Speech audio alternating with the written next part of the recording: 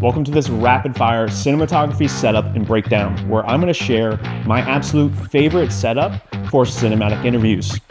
Typically, there's a 3-point lighting setup. We have a key light, a hair light, and a fill light. Just like this setup here, there is no fill light being used. However, with my key light, I am utilizing a China ball on the Zhiyun Molus G200. And so with that, I am getting some nice wrap that essentially is functioning as a fill, in my opinion. I preferably go without a fill light more often than not. Sometimes I'll bring out a bounce board, just get a little bit of fill on the opposite side of the key. However, I typically am going for more of a dramatic or moody look, and therefore I opt out often on the fill light. Now on top of that, I've got a practical in the back with an Aperture B7C bulb set to 2600 Kelvin. I've also got the Amaram 300 with a spotlight mount adapter and gobos in there so we can get some really cool and nice texture on the wall, again at a 2600 Kelvin. I like having some different color temperature in there. I'm a big fan of warm light. However, I typically am not putting warm light on talent. I like going with a clean daylight balance, but I like adding, again, different elements, different texture, different color into the scene to help my subjects stand out more, as well as, again, that warm light just makes for more of a warm and inviting image, in my opinion. So we've got some really nice texture on the back to help create separation and a more interesting image. Additionally, I popped up some C-stands just to kind of create more texture on the back wall and also like further insinuate and indicate that, hey, this guy is a cinematographer or a filmmaker of some kind. I added some other elements into the background, a little bit of art department, just to, again, create more of a scene and environment. And then lastly, on top of that, I have my talent, aka myself here in this situation, separate from the background. I'm close to the camera here, about 2 big steps, about 3 feet, maybe a yard in total. And again, I probably got anywhere from 3 yards to 4 yards from the wall. In an ideal world, I have even more separation. This is a great example of creating that movie magic, being able to give your audience the feeling that they are at a high-end luxury studio when really we're filming this all in my living room.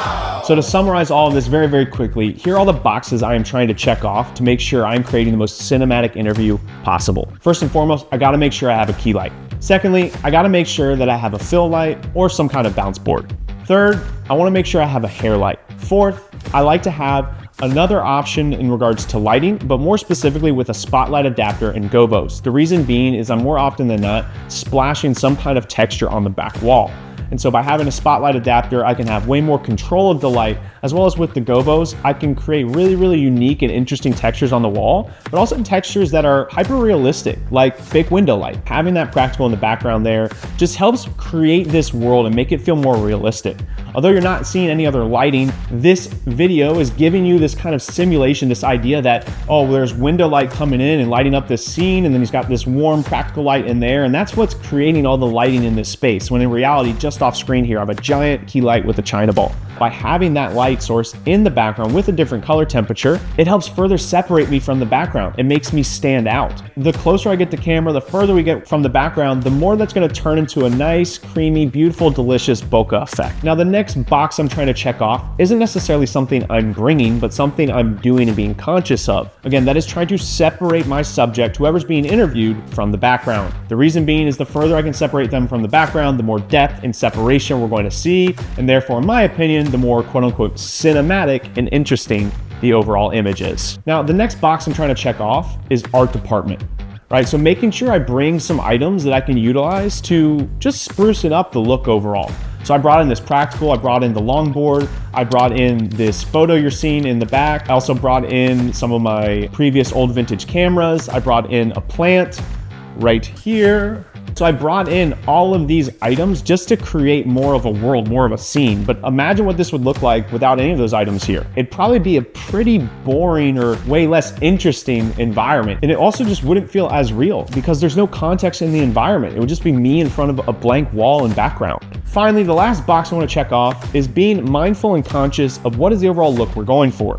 I've been talking to the camera this entire time, and that is a look that you will see in some interviews, specifically for like intense moments where I really want to convey the emotion I went through. But more often than not, the mass majority of my interviews are having the subject look off camera. But how do you decide which direction to have them look? Well, for me, I'm always placing the camera on the shadow side and having my subject look towards the key. Now, the reason I'm doing this is because when we put the camera on the shadow side, when we do this, we see way more shaping, way more contrast. It just makes for a more interesting image. So if I have a subject look off camera like this, I've just got a light blasting them in the face. There's no good shaping, there's no good contrast. It's just a lackluster image. Whereas when I shift them just ever so slightly this way, looking off towards the key side, it makes for a much more interesting and captivating image.